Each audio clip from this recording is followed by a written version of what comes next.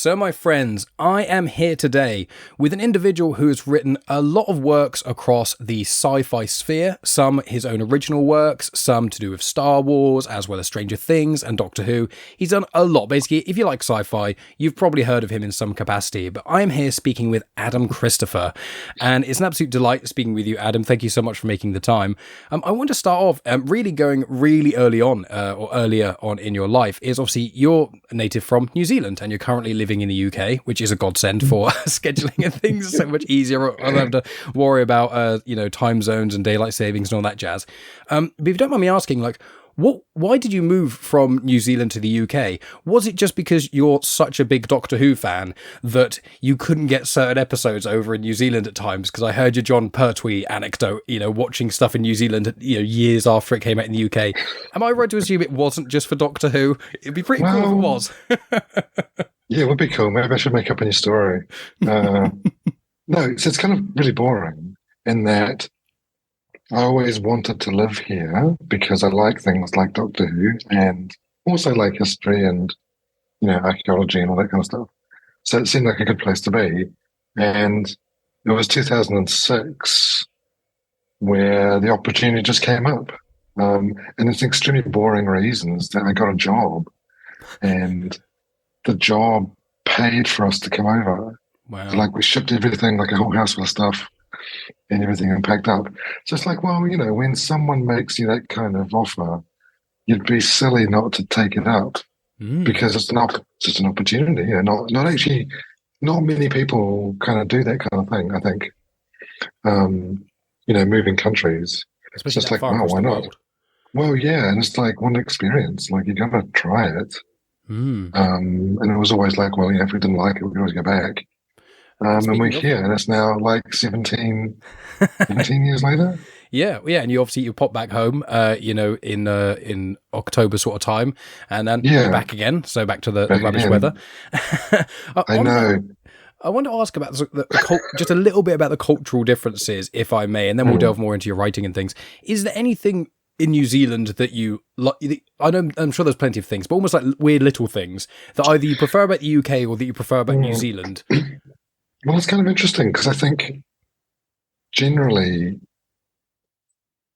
the UK is the closest you get to New Zealand, or New Zealand is the closest you get to the UK, because people obviously kind of often pair up Australia and New Zealand together, but they're actually very separate and very different countries.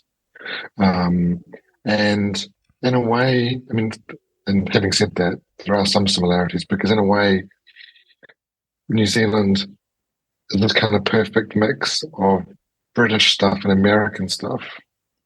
So it's this kind of weird meld. I grew up with things like G.I. Joe and Transformers and things like that, but especially G.I. Joe, which was the American version. In the UK, it all got confused with Action Man and Action Force. So whenever I talk to people here about G.I. Joe, of which I'm a fan, it gets so confusing. It's just, there are definite differences. And as you said, I was just over in New Zealand in October, which, last month when we were recording this. And I do kind of miss the general chilled outness of New Zealand. It is very chill. I don't know why. I guess it always has been, but as I get older and older, it's I kind of miss that more. So it's nice to get back, once a year and see friends and family, and it's nice to kind of just not worry about stuff. It's hard to describe if you haven't been there, and I guess doubly hard to describe if you're not actually from there. But my parents live in a small town, it's rural, and they're in a little village, sort of. New Zealand equivalent of a village. It's a town. And the big town next to them has got the most brilliant local fast food joint called, it's Rua Taniwha fast food. Rua Taniwha means two Taniwha, and Taniwha is this when I was at school, we were taught that it was a Maori indigenous kind of monster legend. But they're not actually monsters. They're more like the kind of spirit that inhabits a place So it's kind of a little more complicated than Monster. But anyway, for some reason, there must be a local story about two Taniwha. So anyway, getting back to this ramble. And like going into this takeaway place, real Taniwha fast foods, there's a lot of like the industry in that area, because it's very rural, there's a lot of logging and there's a kind of farming, obviously New Zealand's very agricultural, so a lot of farming community. And like I was sitting there waiting for my like cheap Hawaiian burger and people coming in their socks because like you leave your muddy boots at the door because you've just come off the farm or off a logging truck. And like, to me, there's nothing. But then I just kind of had this flashback to the UK where like you would never do anything like that just because I guess there's no particular need for it. But there's this kind of whole attitude of chilled outness. I don't know how to describe it. It's like... It's cool, though. Yeah. I know that Australia and New Zealand are very different. I think maps and globes really don't help that because it makes them look like they're really close together. It's like, no, they're like very far apart. It's like a 5-hour flight between Auckland and Sydney. Yeah. Like, it's a long way. Yeah, it's almost like from the UK to the east coast of America, it's obviously a lot longer than that. It's near 8 hours, but it can be shorter sometimes. But from here to France, it's like an hour. But you look on the map, you go, oh yeah, England's as close to France as New Zealand is to Australia. It's like, no. And also Australia is colossal. It's like the size of the United States of America. So New Zealand's massive as well. I think people look at New Zealand and go, oh, look at little New Zealand as a part of Australia. It's like, New Zealand is really, really big. Relatively speaking, yeah. Yeah, exactly. But it's nice to go back, and but also I enjoy the UK, because I get to watch Doctor Who live on TV, which is the dream. Exactly, the dream, surely. Especially with all you must be chomping at the bit for the episode that's coming out in a few days, and all the the 60th anniversary specials and all that sort of stuff going on. Yeah, it's funny because I was thinking about that. You mentioned in the intro, I think I edited a Doctor Who fanzine in New Zealand called TSV. Which won some awards and was very cool. And obviously this is like ancient history because the idea of fanzines, this was back when, in New Zealand, you couldn't get Doctor Who magazine because it was like the subscription was too expensive. And if you did find it in some kind of specialist comics shops, it was 6 months out of date because it came by boat. So you had like pen pals in the UK, which you wrote letters to. This is like before even dial-up internet. So the idea of a kind of black and white photocopied A5 fanzine that you'd put together with letraset and photocopier and then post out to people. But anyway, for the 50th anniversary, because I've got like a huge kind of collection of my stuff from TSV, the Bradford Media Museum, I can't remember what they call it, National Media Museum or something, they were doing a 50th anniversary exhibition of Doctor Who stuff, and it was about fandom rather than the program. So I got in touch with them and I lent them kind of my boxes of TSVs and all kinds of stuff. And then this is why I was remembering it, because it's 10 years ago. I can't believe. So I went up there for like this big launch thing, and it's a really good exhibition, and amongst all the stuff, there's like my copies of TSV and the little award thing that I won, with a little label, like in the museum, properly like a historic exhibit. So that was super weird. That was 10 years ago, which is also even weirder because I remember it. And this is again a sign of I'm getting older. Like I remember it like it was yesterday. And now this week is the 60th anniversary. And we get new Doctor Who. Amazing. It's incredible. And speaking of Doctor Who, I wanted to ask, obviously, with you edited a lot of TSV as well, and that's almost, I know you've been writing basically your entire life, and you were writing, fan fiction when you were younger, and I know the story of you submitting, I believe it was the Doctor Who story, and then it got rejected, and then you're like, I need to try a little bit harder with this writing thing. And I love hearing about all those sort of things, but I'm interested do you think the editing of the magazine itself helped lend to your start up in writing? You know, obviously yourself, when you had that rejection, it really kind of, you know, kicked you up the bum a little bit. But did you find editing maybe helped the writing process or anything like that? I think it probably did in terms of getting the kind of discipline of work, which kind of sounds a bit weird, but what I mean is, um, writing can be difficult, especially like, obviously when I started out, I had a day job, as every writer does.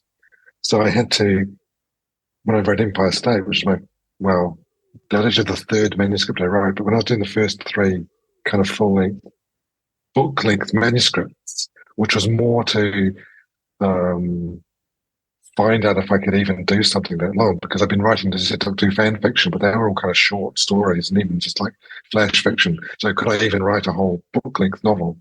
But I got up at 5 a.m. to do my writing, and then when I got home at 5 p.m, I would do another hour's worth of work.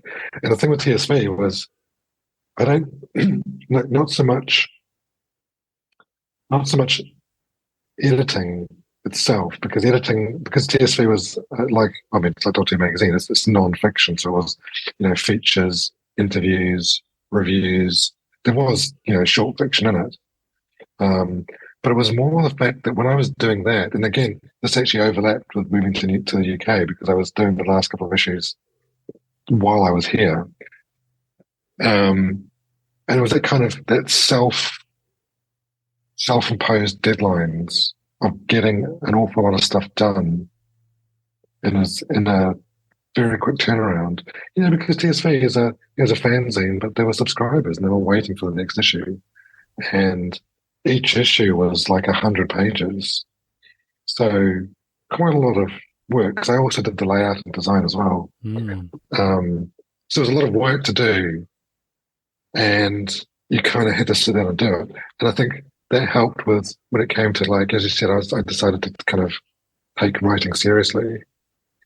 And the main obstacle to that is sitting down and doing the work when you don't want to do it. You can't just wait for the muse to magically appear if someone was waiting for something. It's a job. You have to do the work. So yeah, definitely I learned a lot.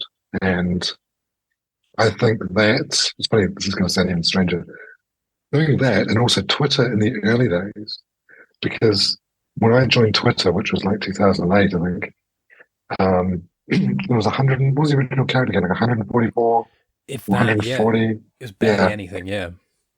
So what I would do, this is in the old days when it was actually quite good and useful, and you could have fun on that, like the conciseness of tweets, because I have this terrible problem of procrastination, where it's like, okay, I'm doing writing as I'm treating it as a job and taking it really seriously, but I'm also spending every free moment on Twitter avoiding doing any work. But like the whole conciseness of social media really helped. Which again, when I say that, it sounds weird, because it's like, what am I comparing writing to tweets? Which is ridiculous. But like self-editing, to be fair. It's self-editing, yeah. So it's a kind of the discipline of work and kind of self-editing, and using the whole thing about writing is like using as few words as possible. Certainly in the early days of social media, that was really the thing. So yeah, it's kind of weird beginnings, but I think they helped. Yeah, and linking in with that, I've got it noted. To clarify, I do my own research. Someone hasn't given me these. I've been listening to a lot of you talk. I'm very impressed. That's very good. So it's one of those, because I don't. When you see me looking at my notes, I don't want you thinking I don't know this, because it's more so reading my own scraggly handwriting that I've written in different color pens. But I noted something that I heard you say in one podcast, which was, after your Doctor Who submission was rejected, you started listening to very early podcasts and reading newsletters. And in fact, one of them was by Michael Stackpole, who, any fans of Star Wars Legends, I know you're a big fan of Star Wars Legends, he obviously was the writer of the first, I believe, 4 X-Wing / Rogue Squadron novels, as well as a few others.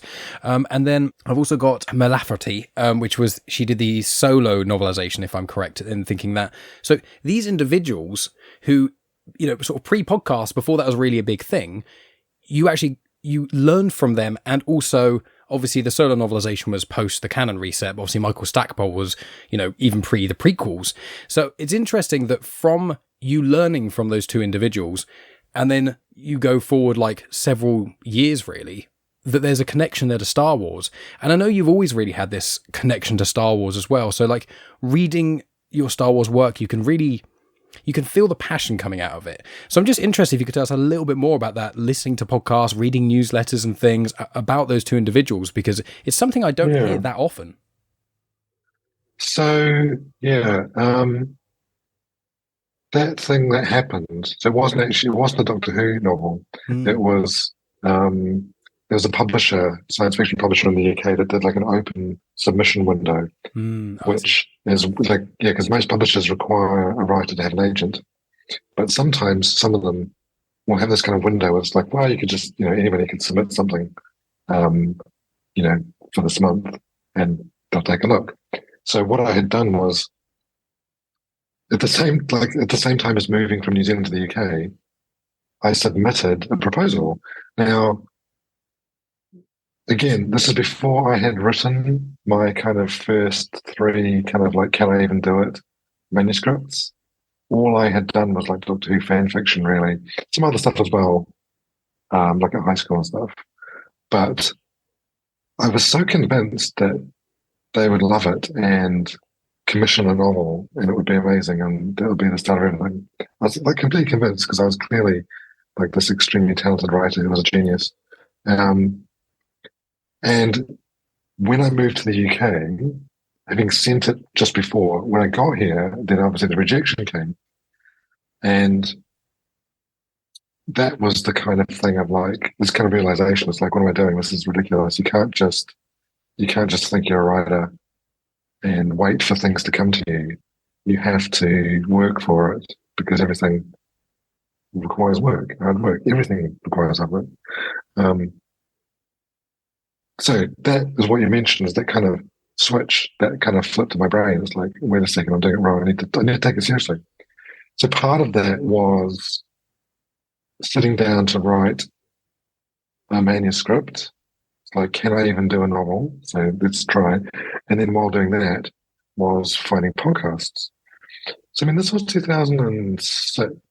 So podcasting was quite newish, I think. And it had a good community of like science fiction and fantasy writers because it was kind of small. So, so Michael Stackpole did a podcast called The Secrets, which was about writing and publishing, because obviously he's a hugely experienced author, like I said, Star Wars, but also BattleTech and his own fantasy novels. He's also written World of Warcraft and all kinds of stuff. And he had a newsletter that went with it called The Secrets. And then Laffety did, I think, You Should Be Writing. You should be writing? You should be writing. No, you should be writing. It's been a long time. But again, because she was at that point, she hadn't been published, and she was someone like me who was a writer trying to get in and trying to figure it out. And she kind of did a podcast that kind of charted her journey. So, if I'm taking it seriously, I have to kind of listen to people that know what they're talking about. So I listen to those. And it's kind of weird. Like years later, well, Michael Stackpole is one of the great Star Wars Legends authors. I've had I was on a podcast with him last year with Brian Young, another author, and it's like I finally got to relay that whole story of how I had listened to The Secrets and how that was actually what kind of spurred me on to get published, which was the point of his podcast. It's like, the whole thing was like, this is the secrets, like how to, get closer. The kind of tagline at the beginning was like, how to get closer to seeing your name on the spine of a book, because then it was impossible. It's like, you can't get an agent. That's like impossible. And then you can't get published. It's impossible because there are a bajillion people who want agents and who want authors and who think they can write. And like, maybe I'm just one of them. So yeah, and then obviously I became friends with Mira as well, and then she wrote the solo novelization. She's also written World of Warcraft, and she's got her own amazing original novels, and she's written Minecraft, I think. Yeah, we kind of stuck it out and here we are. And like Michael Stackpole, I put in references to him in Shadow of the Sith as a kind of tribute because it's like, well, I loved his X-Wing books. I think the X-Wing books are kind of my favorite Star Wars novels, and I was like, I got to put him into Shadow of the Sith somehow, which I did. I think he was pleased. That's amazing. Yeah, I mean, Shadow of the Sith, I tweeted about it after I read it. I say read it. I listened to it on audiobook. I've got it physically there. But what I normally do is I've been reading The High Republic physically, and then I listen to most other things in audiobook form because I want to consume so much Star Wars content. I need to it's like, okay, audio and this one. But I listened to it on audiobook and I was like, this is so good that I need to physically own it. So I bought it and I got it specifically in a hardback as well. I was like, and I wanted to have it because I want to be able to lend it to people as well, and get them to read it, but also, double the sales support. And I remember tweeting out and saying how amazing it was. And I legitimately believe it is one of not only the best canon novels, but I believe it's one of the best novels in all of Star Wars. And you've mentioned it saying, you've kind of viewed it as a 6.5, like episode 6.5, because it, sits in a sweet spot. And the scale of it all and how epic it is, it's just fantastic. And one element of the book is Pryde. Now, I want to ask you a little bit about Pryde, because obviously your certain point of view story in Return of the Jedi is centering around Pryde, the steadfast soldier. And then obviously Pryde he's not like a main character in Shadow of the Sith, but he definitely has quite a bit of screen time, as it were, page time. And so what was it about Pryde that initially intrigued you? I assume it was Richard E. Grant's fantastic performance, but I love hearing why people... So everyone's got their own favourite smaller Star Wars character they kind of gravitate towards for some reason or another. I'm sure you have plenty, but what was it about Pryde that made you... Because I've looked it up and things, and really, apart from a couple of very minor comic appearances... outside of The Rise of Skywalker, you're pretty much the only person who's written him in any real depth. So you are essentially responsible for, outside of Rise of Skywalker, like branching off his story. So what about Pryde really intrigued you?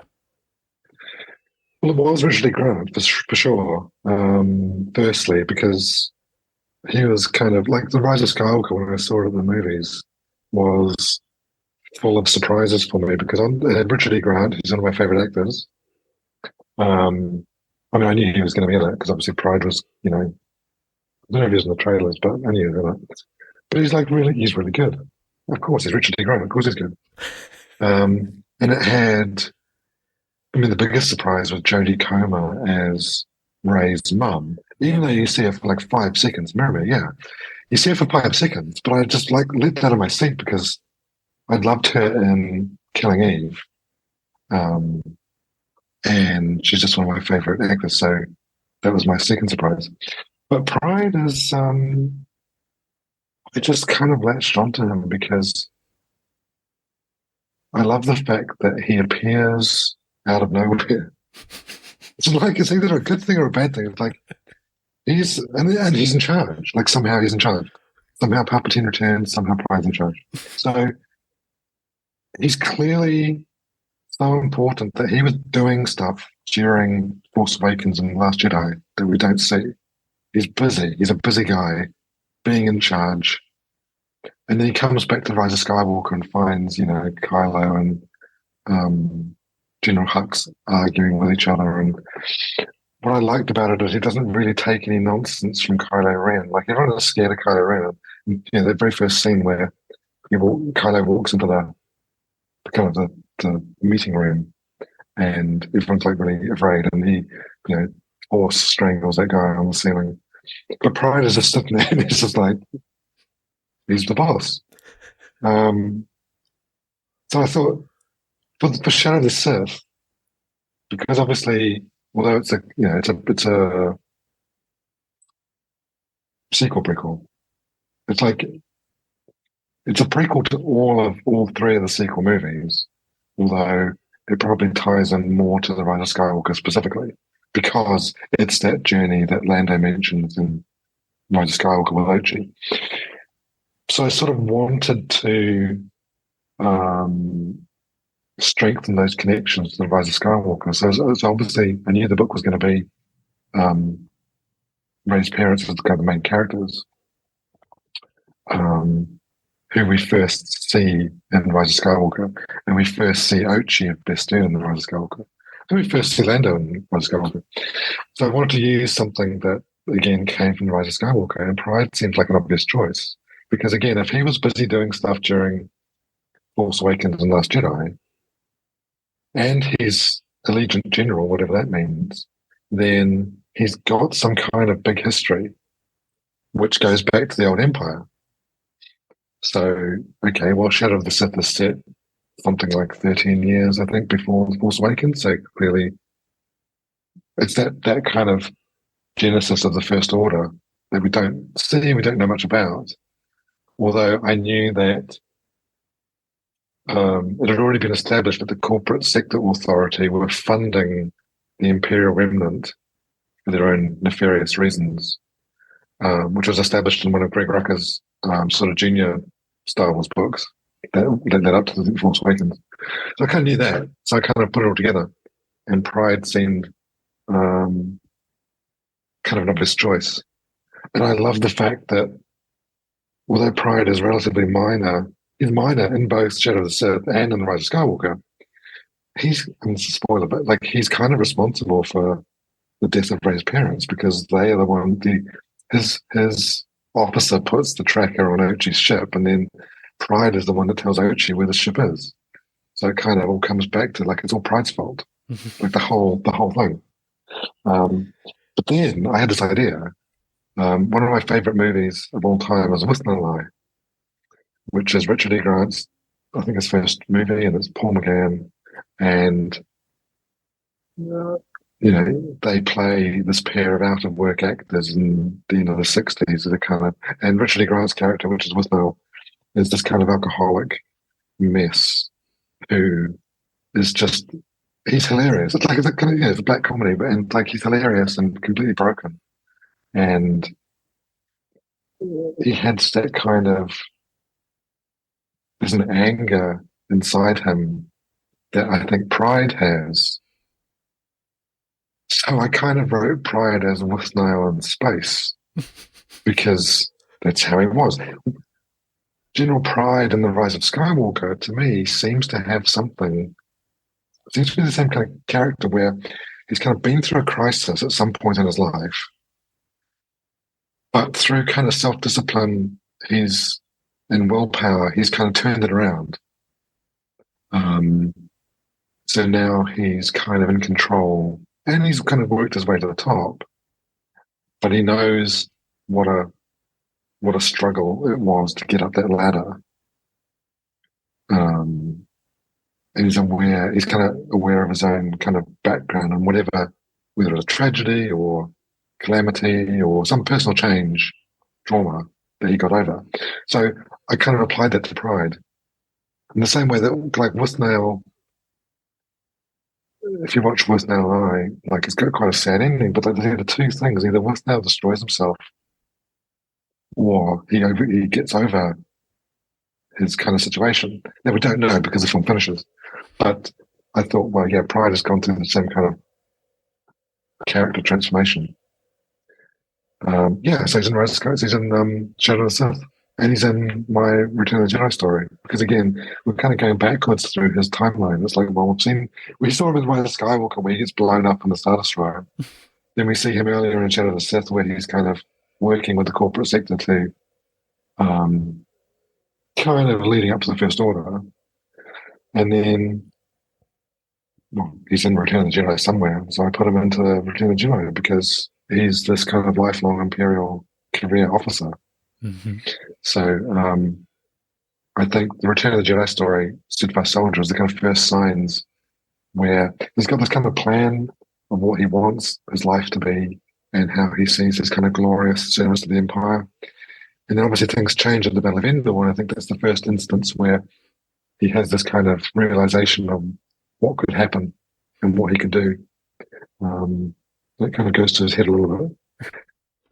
But yeah, and I guess I am the kind of the Pryde guy because he's like a minor character. He's going to appear next year in some comics, in the Darth Vader comic, which I'm kind of interested to see because again, that's set even earlier. That's between I think it's between Empire and Return of the Jedi. Yeah, I've read all the canon Marvel stuff, and linking in, you mentioned Right. Ochi of Bestoon, obviously Shadow of the Sith, the Ochi stuff Yeah. links with what we saw in the Darth Vader Right. 2020 stuff by Greg Pak as well, with the whole eyes burning out because of the looking at this giant kyber crystal and actually going Exactly. to Yeah. Exegol, Yeah. all that stuff. Like I was going to say, Ochi as well is a character who I saw him in the obviously seen Rise of Skywalker a little bit, and you're like, don't know much about him. Then in Shadow of the Sith, you're like, God, this guy is unbearable. But he's really like enthralling in a storyline. You get those characters that you hate, but you love to see. He's one of those. He's like, everywhere you go, you cause chaos and misery, but you're a great always storytelling device, and just his desire and the blade and everything like that. And I want to ask you, sort of, this is as open ended answer this as open ended as you want, but how does dissonance in Star Wars lend itself to your writing? Now, the reason I mention that is because you very much like dark side stuff. Not purely, but Shadow of the Sith, you've got a lot of dissonance. You've got Kiza and Luke. You've got the dark and the light. And you've kind of got Komat in the middle to some degree as well. You've obviously got Ochi, and then you've got Miramir and Dathan. And you've kind of got these warring factions in a way. And I know that's very Star Warsy anyway. But I wondered if you yourself had consciously thought about the dissonance there, or if that's just something you like to write, because I know a lot of your other writings there's a lot of darkness to things, which I really appreciate, because I like that kind of stuff. But I just wondered on your thoughts on that. Yeah, I guess, when I played with my Star Wars action figures, it was always the Imperial and the Bounty Hunters. And all three And of those your characters. certain point of view books are all from Imperial perspectives as well. Interesting, yeah. And it's funny because that wasn't really a conscious choice either. I mean, it must have been an unconscious choice. I mean, Pride was definitely, I was going to do a Pride story. It's like, oh, if we're going to be in the third anthology, it's going to be Pride, just to shake things up.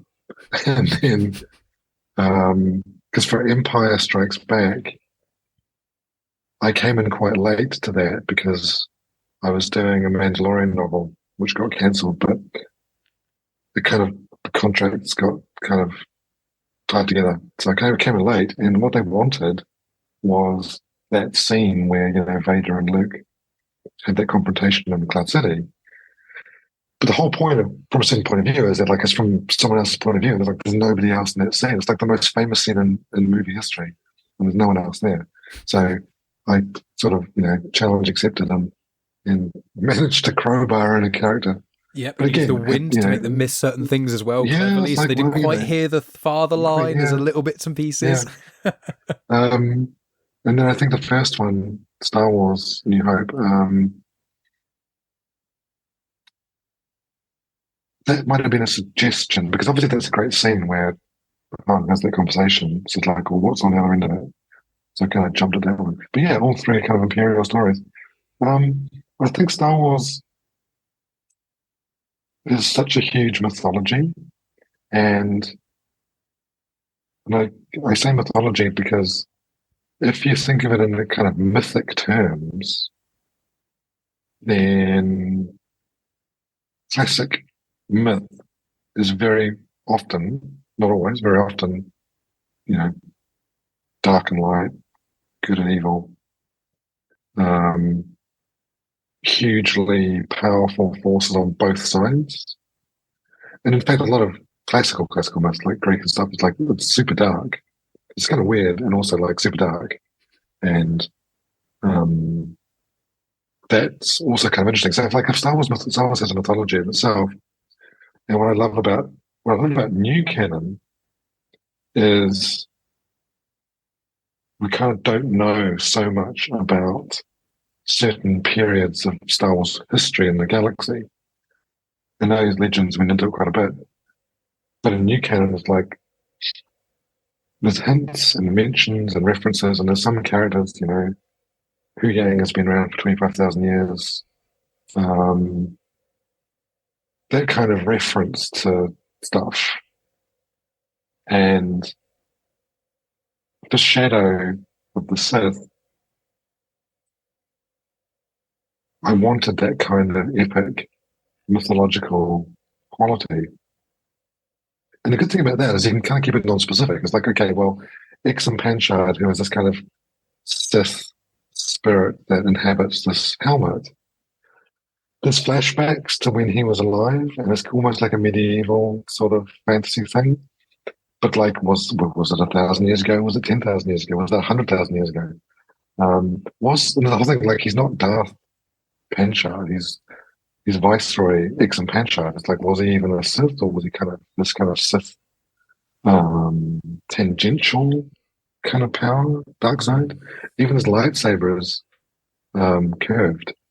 It's not like it's just here's a kyber crystal and you make a lightsaber. It's like it's a kind of weird mythological lightsaber. And that links So, with George Mann's Dark Legends, well, which is yes, mythos within mythos within mythos, yeah, which I really like yeah. as well. Well, which is interesting because, like, with those George Mann, I think it's done three. Hmm. Dark Legends is what I kind of borrowed from, Yeah. and so with those, and with the Legends expanded universe novels, what I like to think is that those are the stories that people in Star Wars tell. And like in our own world, like, okay, maybe they happened, maybe they didn't happen, maybe they happened in a different way, or maybe the story has got garbled over the generations and it's become this new thing. Which is why also in Shadow of the Sith, I kind of peppered in kind of little bits of legends things here and there because it's kind of like, well, maybe there was, maybe that did happen, maybe that character does exist. Not necessarily in the way that we know from legends, but there's a hint there that actually perhaps that whole kind of that window into that particular slice of the Star Wars universe exists, and we can see into it a little bit. But it just kind of felt epic, and Star Wars again is like it's a mythology, but also it fits so many different genres, and we love. Well, like look at the original one, like A New Hope. It's kind of like it's a science fiction movie, but it's also fantasy. It's also a western. It's a samurai movie. It's a kind of pulp sci-fi serial. It's a kind of 1930s swashbuckling Zorro story, and that's why it works because it has all these different genres kind of mashed together. And things like horror, which I'm kind of drawn to, as a genre can be applied to something like Star Wars. And some of the best bits of Star Wars, like with Darth Vader or the Sith, is like we get completely horrified and terrified by these things, which suddenly take you from this science fiction movie into kind of this weird science fantasy. And especially because The Rise of Skywalker has a lot of that kind of elements in it. I mean, the Emperor is sort of undead and is a kind of walking corpse. And then he gets kind of resurrected into this extremely evil version of Palpatine. And the idea of cultists and ancient knowledge and artifacts and things kind of layers on this fantastical kind of strata of the Star Wars galaxy, which is really cool because you can also have kind of Top Gun in space, like the X-Wing books, or romance, or kind of crime thriller, or whatever. And because Shadow of the Sith had to be more than just the story of Ochi chasing um, Dathan and Miriam trying to get Rey, it had to be a bigger story because obviously Luke and Lando could never resolve that storyline because we know that they didn't. So there had to be something else that was kind of almost like a distraction for Luke, which is the shadow that was looming in the Force. But yeah, I like dark stuff. I like the Sith, and I like, you know. It's just so intriguing. I mean, one of the things that I'm a fan of both canon and legends. I came, I used to watch Star Wars a lot with my dad, and I played a lot of the video games. And then when The Force Awakens, Dad passed away about a decade ago, and The Force Awakens came out and it kind of reignited my love of Star Wars. And I was like, I'm going to I've heard a lot of good things about Star Wars literature. I started off with canon, and then I've been receding. That's why here and behind Return of the Jedi, there's some of the Essentials Legends collection, because that's how I've been delving in. So Heir to the Empire, the Darth Bane books, Rogue Squadron there, the first of the X-Wing. Like, there's lots of different legend stuff I've tackled. But one of the ways I kind of think about Star Wars when you mentioned about it being a mythos is in my mind, I view it very similar to that. I go, okay, the way legends and canon exists, in my mind, is, the 6 movies, in a sense, that's just like the events that occurred that no one disputes. And then just over the however long ago it was, a long time ago in a galaxy far, far away, the whispers across the galaxy or galaxies has made it so, one story is the legends and one story is canon. And sometimes there's little tiny contradictions in within canons or legend continuity. But for me, I'm like, what's that modern mythos? If you go through Greek mythology or Norse mythology, the fine-tooth comb, you're going to find certain things that may not fully add up just because of the age of it all. And one of the things I wanted to note was actually, and you kind of answered this, which was, are you interested in real-life mythos because of your love of dark side artifacts and because using the mythos from George Mann's Dark Legends and, Shadow of the Sith, it is a lot of that, back at some point, this Viceroy X something Panchard was doing all these crazy stuff. So judging by your response there, you are intrigued also by Greek and Norse mythology and that kind of stuff. Yeah, I think so. And this is what makes Star Wars so amazing, in that it's probably the greatest modern mythology that exists. And it's non-linear, so you can jump around and add back and forth, which I like. This is the other thing; it's almost unique. Like the only other thing I can think of is kind of Doctor Who. Like, for example, Marvel, whether it's comics or the cinematic universe. I think the cinematic universe for Marvel, like, it's huge, obviously, and it's an enormous mythology all of its own, and it has a universe all of its own. But really, it's linear storytelling, with a few exceptions. Like, obviously, Captain America, the first movie was set, World War II, and then it jumps forward. And things like, I think, Captain Marvel is like set in the 90s, I think. Yeah. Agent Carter, again, was kind of like 1940s. So there's bits and pieces where they've gone back and forth, but generally it's kind of ongoing linear storytelling. Even Doctor Who is Doctor's a bit different, because you can almost treat each Doctor as a separate character, kind of, which means it's much easier, also being a time-traveling concept, it's much easier to kind of slot stuff in and go back and forth. So in Doctor Who, and again, I started writing Doctor Who fan fiction, it's like you can concurrently have ongoing adventures with different Doctors at different points in the whole mythos of Doctor Who. With Star Wars is really interesting because, like, the 9 movies, the original trilogy, and then the prequels, and then the sequels are 3 distinct different time periods. And now I've got like the High Republic, and in Legends continuity we had the Old Republic, and things like that. It's like the fact that Star Wars exists in these distinct time zones, each of which is an ongoing storyline, is kind of really amazing. And Shadow is kind of peculiar because it's set right in the middle of that big gap, which we know nothing about really, between, Return of the Jedi and The Force Awakens. So, getting back to the whole question about mythology, it's like that makes it the perfect kind of storytelling universe where you can do mythological stuff. Yeah. And I love, and again, this is kind of Doctor Who geek and then Star Wars geek. It's like, if I can stick in references to anything, without being ridiculous, or use things, again, because you've got these different time periods and different kind of types of storytelling. If I can use stuff which kind of makes other fans, I don't know, laugh's the right word. If they recognise it, I understood that reference kind of thing. Which I didn't, which again, is that borderline between fan fiction and real fiction. I don't know how you describe it. Indulging my kind of playing with the action figures type thing as a Star Wars fan versus producing a book that people actually want to read. That's, there's 2 different things. But people pick up on that. It's like, I know that obviously Cavan Scott and George Mann, they're both British writers and they're obviously writing a lot for Star Wars at the moment. they wrote a lot for Doctor Who as well. They're massive Doctor Who fans. Yeah, And, yeah. Star Wars and Doctor Who, I mean, Mike Chen in his Brotherhood novel, he even wrote in there that it's rumoured that Hu Yang was delivered by a random person in a blue box. And he's just like, maybe it's Doctor Who, maybe not. It's not specific enough so people can tell you it's not, but it's just vague enough that when you read it, you go, that is so cool. And just little things it's like kind of that. It's just fun, yeah. Yeah. And that's what it is. It's what it's meant to be. Yeah, it's basically entertainment. And it's kind of fun. But again, you have to draw the line, Yeah.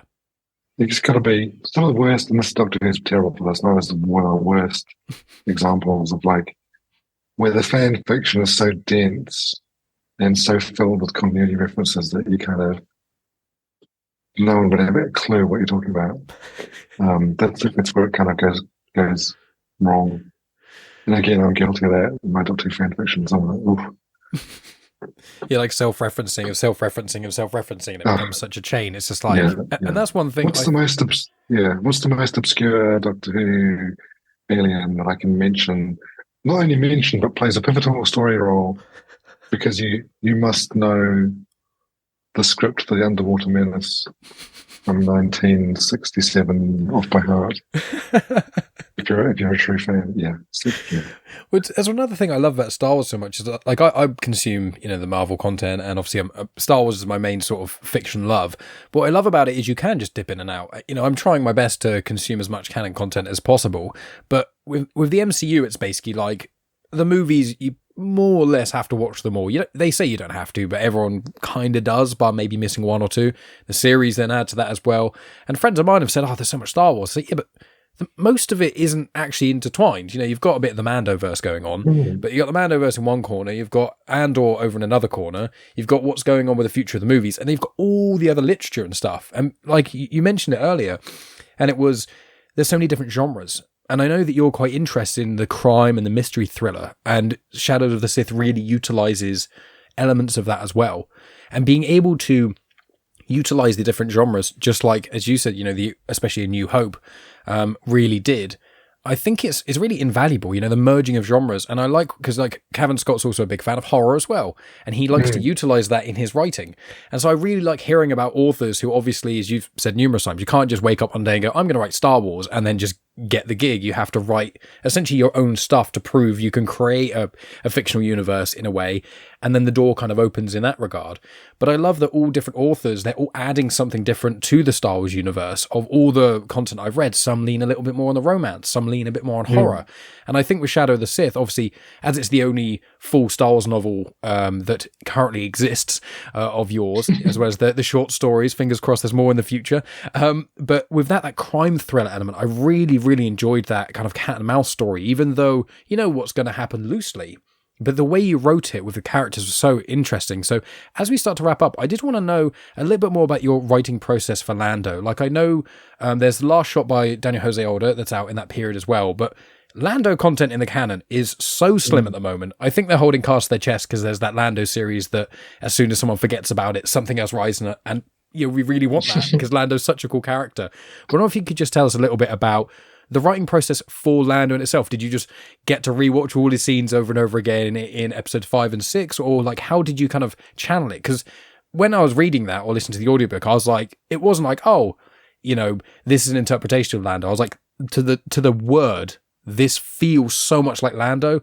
And that scene with the capes and the flashback, and you didn't have to be so mean. I read that and I was like, oh God, it's so sad, but so like wholesomely sad at the same time. So I just want to hear a bit about you, Lando, really. Yeah, he was interesting because I knew from the start that this was an opportunity to write an existing Star Wars character, one of the main characters, and actually develop him in ways that you don't see on screen. Like, normally you do tie-ins. I've done Stranger Things and Elementary and Star Wars and stuff, and Doctor Who. It's like, you can't, like Luke Skywalker, you can't really change Luke Skywalker. He's Luke Skywalker. Read the Elementary books, which is like modern-day Sherlock Holmes, with Lucy Liu and Tony Miller. Those books had to fit into the TV seasons. So whatever happened to those characters, I kind of had to put them back exactly where they were when I started. And that's often the case with kind of licensed fiction because like it's not yours and it's got to fit in with all kinds of other stuff. But here I was like, well, hang on a second. Like Lando is like, we know where he is in The Rise of Skywalker. We know where we left him in Return of the Jedi. And these kind of terrible tragedies happened between the two, which you don't see. Like, okay, there's a bit of books, some comics. So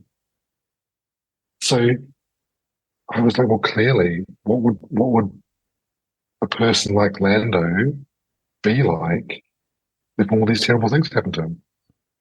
And here was the chance to actually develop the character in a new way, in a kind of meaningful way, because obviously he's changed. Now, Luke has changed as well, because again, we know Luke very well, and we know what happened with Ben and all that kind of stuff, and we know where he ends up in Last Jedi, Rise of Skywalker. So yeah, absolutely, there's a character progression there as well. But he's much at this point in the kind of Star Wars Skywalker saga, we kind of know where he's at and what's happening, and he's rebuilding Jedi Order, and he's training Jedi, and he's before Ben turns, and Luke is this kind of self-taught Jedi almost. I mean, he had Yoda training, but he doesn't know anything about the Jedi Order really. Like he was never a Padawan, he never experienced the Jedi Council, anything like that. But with Lando, it's like, well, his daughter's been kidnapped. He can't find her. It's been 6 years. He's kind of on his own. He was a kind of, you know, gambler, scoundrel, businessman. You know, he was the administrator of Cloud City, adventurer, and kind of playboy, and all these things that we know about Lando. It's like, well, what happened to him? You know, he's living in a kind of machine in the desert in Rise of Skywalker. So yeah, it was really kind of interesting.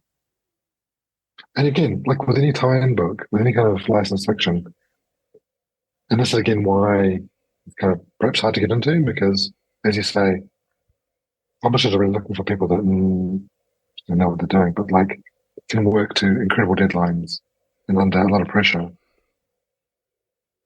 Not only crafting an original story that makes sense with kind of story logic and narrative and character progression, but that uses stuff from an existing universe and still fits into it.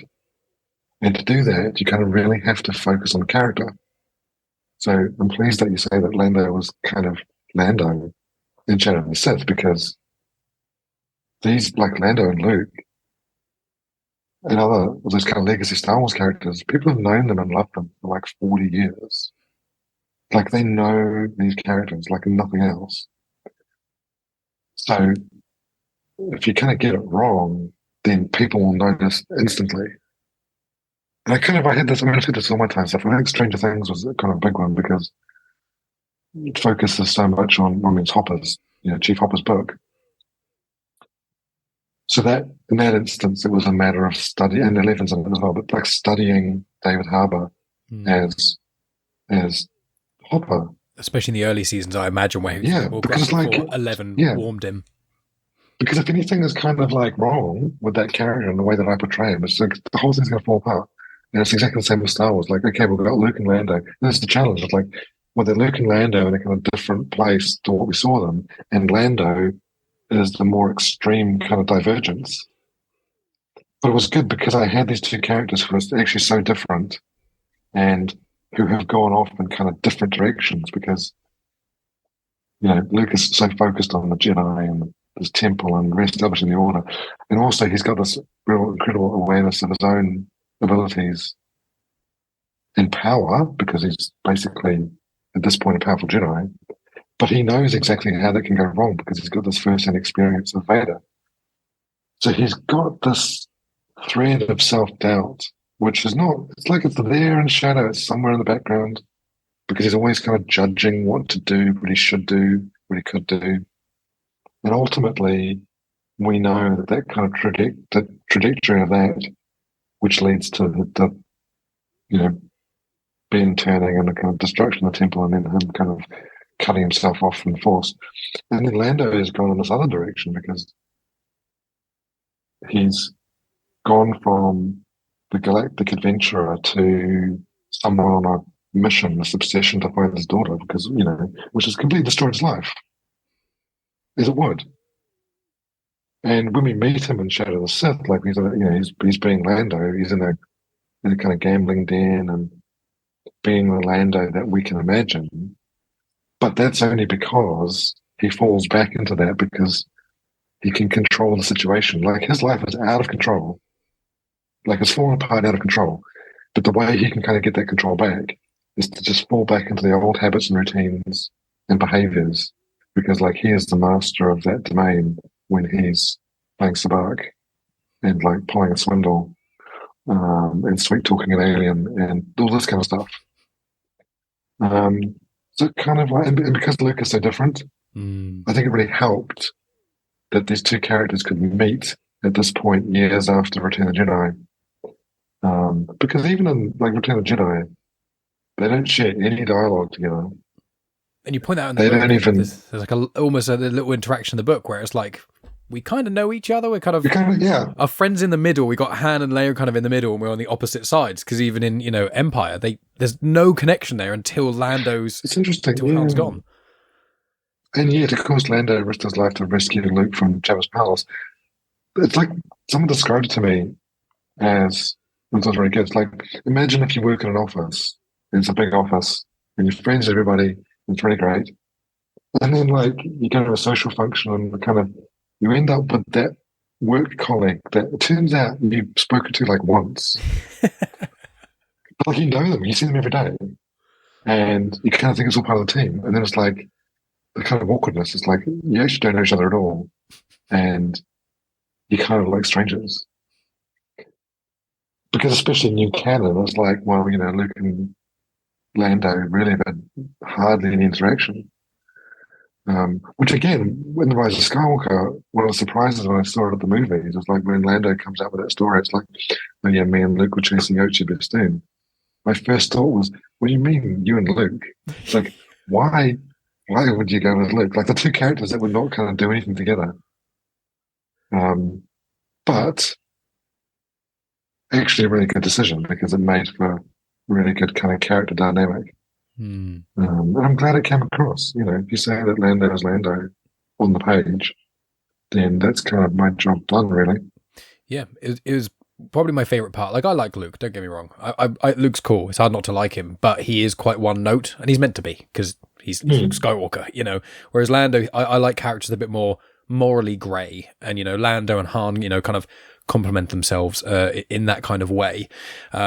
But yeah, I mean, Shadow of the Sith, again, like we'll start to wrap up here, but Shadow of the Sith, again, I've said before on numerous podcasts when I haven't been speaking to you, that it's one of my favourite Star Wars books that exists. I think it's absolutely fantastic. It's got so much to it, and the way you described it is almost episode 6.5. I'd agree with you. I think it's one of those must-reads, and the beauty of it, as much as I'm a big fan of the High Republic, as I've got them all, is that with Shadow of the Sith, you don't even have to have seen the sequels. I don't know why you wouldn't have, but one can literally just watch the original trilogy and read Shadow of the Sith and never have touched any other Star Wars content. And I think it's a perfect entry-level book. And in some of the Facebook groups and occasional Twitter threads and things, when people ask me for recommendations of, or they ask the world and I chime in, of what recommendations for Star Wars books that aren't in a big series that I have to do loads of background reading for, I always say Shadow of the Sith and Lost Stars. I think those two, Lost Stars by Claudia Gray, I think they work so well.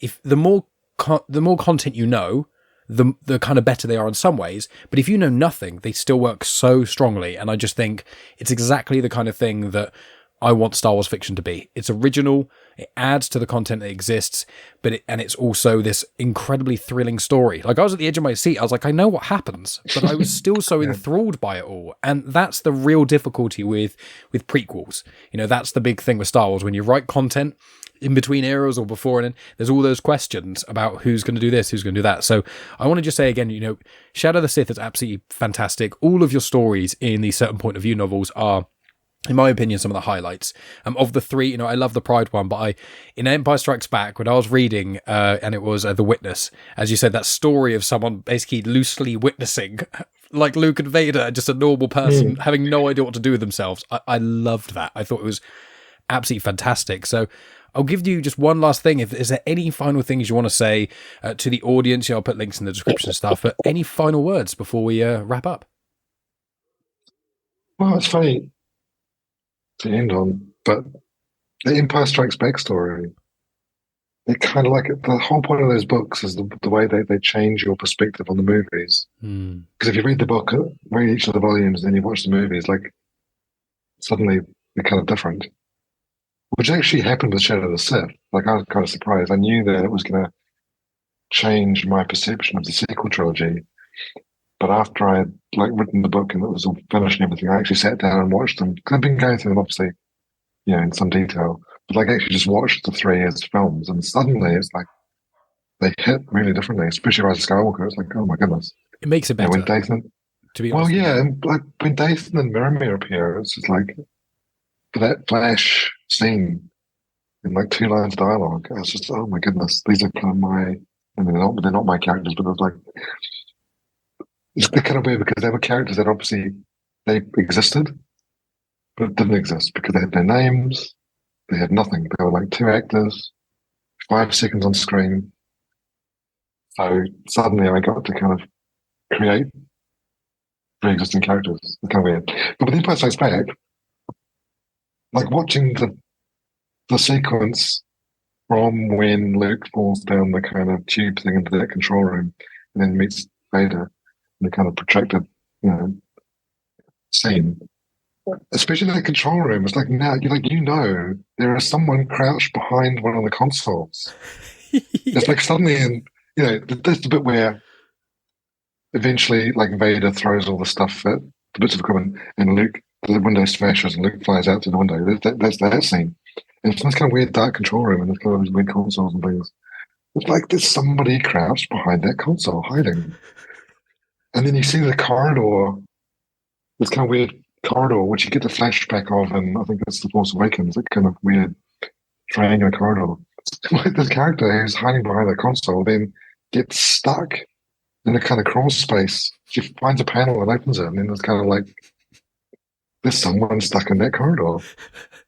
It's kind of weird. It's completely meaningless, and it doesn't do anything to change the scene at all, but it's suddenly you're aware that there's more going on, which is kind of funny. That's the beauty. That's the beauty of Star Wars. Well, it is. Yeah, that was fun, that story. So yeah, Star Wars. There's more going on than you can see.